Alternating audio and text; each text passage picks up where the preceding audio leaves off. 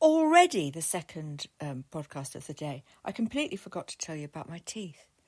So I went yesterday and had the baubles put on. You've got these sort of lumps. I can't see them without my glasses. They're towards the back, but I can really feel them. It does feel like I've got a nut stuck. 4 nuts stuck, as the actress said to the bishop.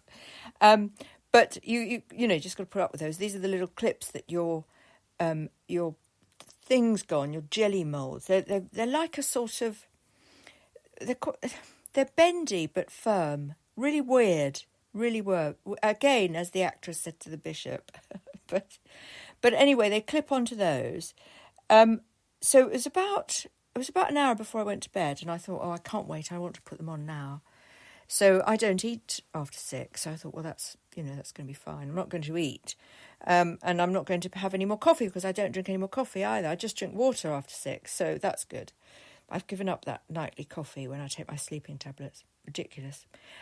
So I did the gel and did all that and then put them on. Within 30 seconds, they were white. No word of a lie, 30 seconds. So I thought, wow, this is a bit good. And it hurt for a couple of seconds on one tooth, the back of one of my front lower teeth. And that was, but it passed. So the stingy just left. And my dentist had told me it might only sting for, a couple of days. But when I first put it on, I thought, I don't know if I can stand this. But I did. It was fine. Anyway, went to sleep eventually. It was very difficult. I woke up twice. And what was waking me up was the taste. Isn't that weird? The taste was... Sometimes my slow cooker wakes me up. It's the smell. Same thing, taste and smell interlinked. So at the second time, I had no idea what time it was. I thought, I can't stand it. Have to take them out. So I did take them out. But this morning, I have lovely white teeth already. I'm already as white as my T-shirt, which is not brand new. It's not grey either. So I'm absolutely thrilled. But do you know what I'm going to do instead of sleeping in them? Because I just can't. And I had a feeling I wouldn't be able to cope with that.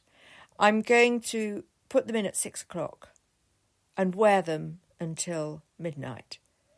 So that's quite a long, 6 hours. That's a pretty long time. And I'll take them out before I go to bed.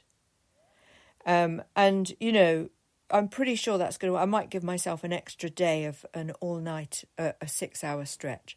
Then you cut it down to 1. I mean, my dentist uses this process. And now I can see why her teeth are blue. I mean, they aren't blue, but when white is so white, it's like blue. Especially under artificial light, I guess. I mean, really very beautiful. I mean, she wears a retainer at night on the bottom to keep them straight. And I think I'm going to have to do that because of my skew one. But I want her teeth. I mean, I'd die for her teeth. Well, I've paid a lot of money to get her teeth. So yeah, there's my tip. I mean, as long as you get long stretches in, and I mean, I only sleep for 6 hours anyway, so I'd be taking them out. Now, I'm guessing that the first day is, you're just kind of in shock because it's quite different because they were so yellow yesterday. So today, I'm suspecting that after my, 10 cups of coffee or whatever, I'll be thinking, they're going yellow again. So this is why you have to keep doing it for 3 weeks. But really chuffed with them, really chuffed. Absolutely over the moon. Love it, love it, love it, love it.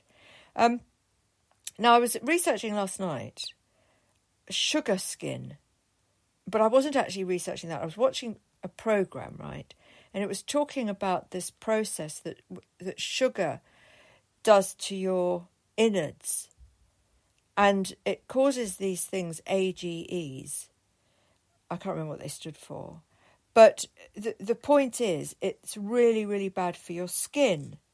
And it causes this process that is it glycolysis? I think that might be it. Let's have a look. A process in which glucose is broken down to produce energy. Okay, I'm not sure if that was what I was looking at. I think it is. It's the way it does stuff to protein. Anyway, when you've got too much of it, it causes this condition, which is called sugar skin, and it's a cross-hatching of wrinkles. And I was just thinking, oh my God, is that what I've got? I haven't got any cross-hatching wrinkles.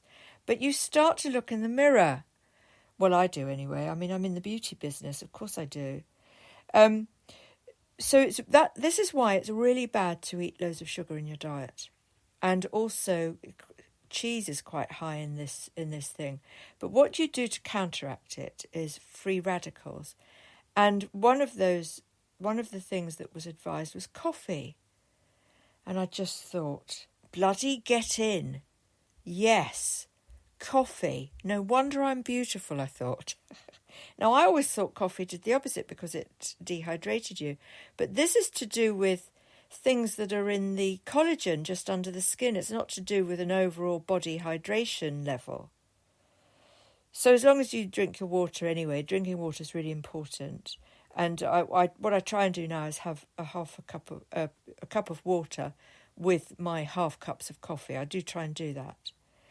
But I didn't realise coffee was full of these free radical things. So I'm really excited about that. Look, guys, I've been a bit vague about sugar skin. So I may have a proper look.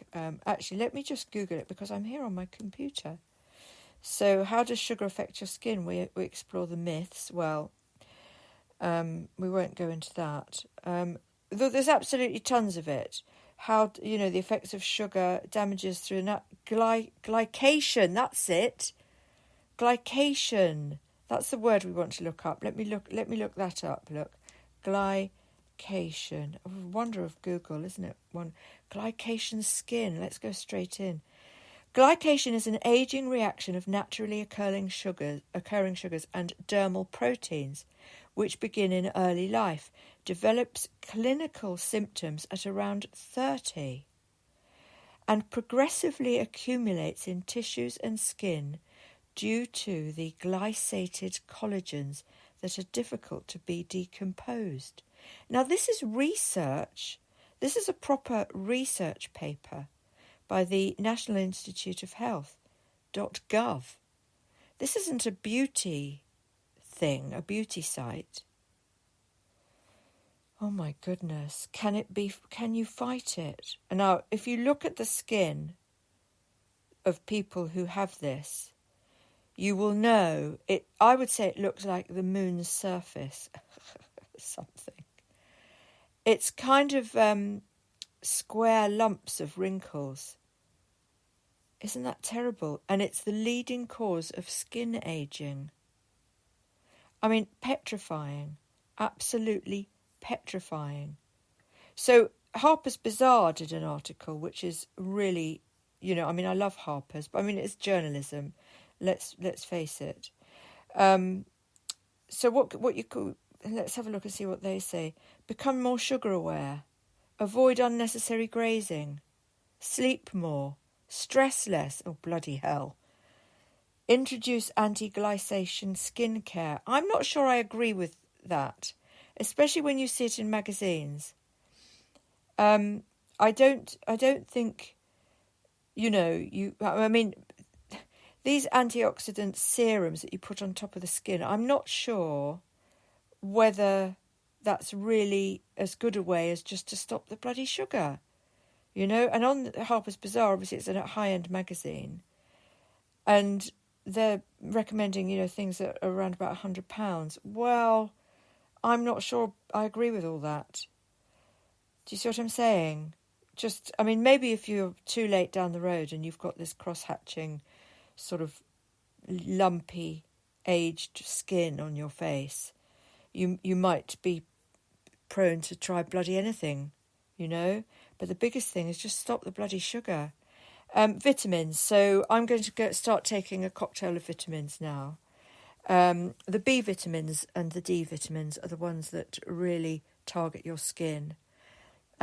Also, I do a lot of injecting into my skin, And that is going to make a big difference.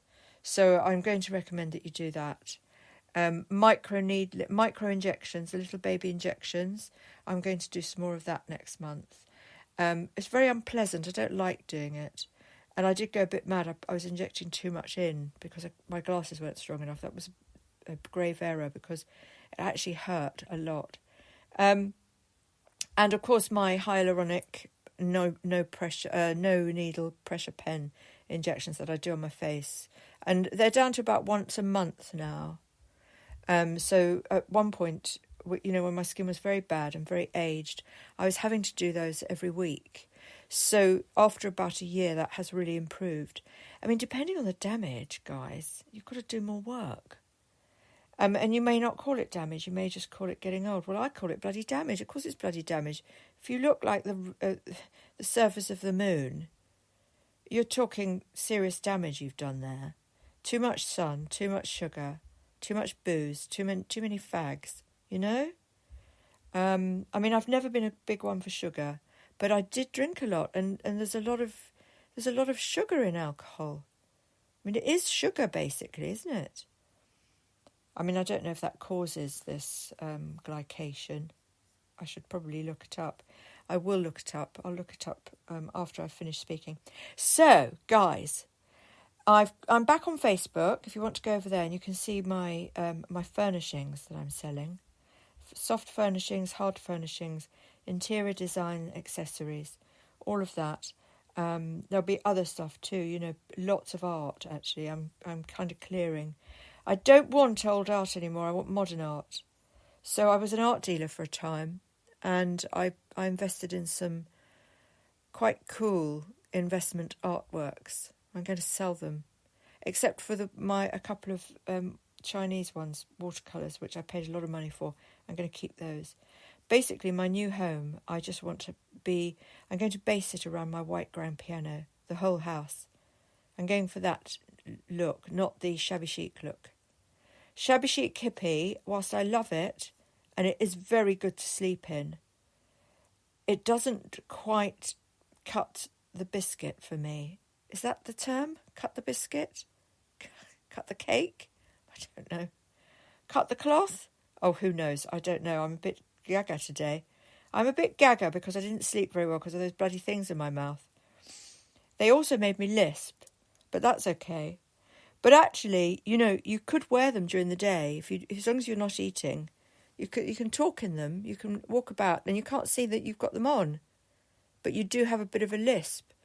I mean, I was thinking I could wear those because they made my smile humongous, as if I'd had brand new veneers in. And I thought, you know what, I quite like this look. So I may invest in some of those veneers that they keep throwing adverts at me on Facebook. No, I'm going to go to AliExpress, buy the veneers that go around the bottom, get clip-on ones across the bottom. I mean, I have done some before, but they were so thick. You need really thin ones. I might see if I can get some just for the bottom, and that'll save me £2,500 to get my bottom lot straightened. So, another day, another dollar. Pop over to my Twitter. If you heard my last broadcast, you'll know that I'm limbering up for an interview with a cross-dressing interviewer on YouTube and Twitter next week. Very excited about that. So yeah, I need to be beautiful for that. I need cross-dressers looking at me saying she's inspiring me to cross-dress. That's what I need. Guys, it was an absolute pleasure. Join me later on. I'm doing loads of podcasts, obviously, all day, every day. Yeah, I think that's it. I think I've finally run out of stuff to talk about. Check out my blog, please, iServalan.com and telltellerclub.com. And you may want to, as I'm promoting it, pop over to my Dominartist on-demand channel on Vimeo. And you can see all of the work that I've done where I didn't have so many clothes on. I was channeling the Golden Dominatrix. You might want to go and see that now that I'm plugging it a bit. Au revoir, my friends.